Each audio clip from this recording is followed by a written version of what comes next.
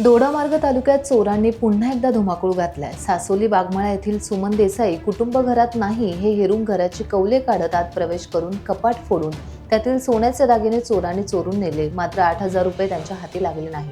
तर 2 किलोमीटर अंतरावर कुडासे वाणोशी दसरेवाडी येथे सत्यवान देसाई हे मुंबई येथे गेले हे लक्षात घेऊन त्यांचे घर फोडले, पण कपाटातील लॉकर उघडू न शकल्याने रोख रक्कम तसेच चांदीचे दागिने सुरक्षित राहिले। 1.5 लाखांचे दागिने चोरून नेण्यास चोरटे यशस्वी झाले।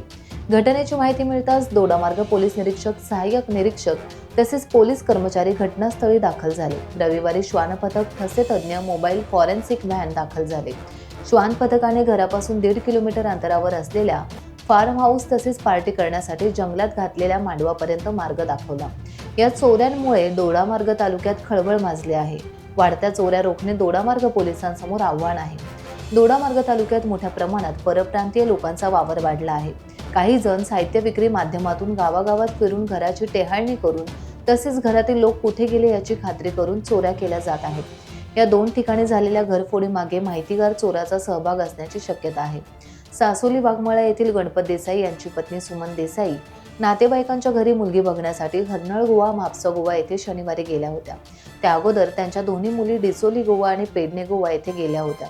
हे कुटुंब शनिवारी रात्री घरी परतले तेव्हा दरवाजा उघडून आत गेले असता कोणीतरी घराची कौले काढून आत प्रवेश केला हे त्यांच्या लक्षात आले। तसेच खोलीतील कपाट देखील उघडे असलेले आढळून आले। टाइम्स डिजिटलला लाईक करा, सबस्क्राईब करा, शेअर करा आणि बेल आयकॉन दाबायला विसरू नका। पाहत रहा टाइम्स डिजिटल।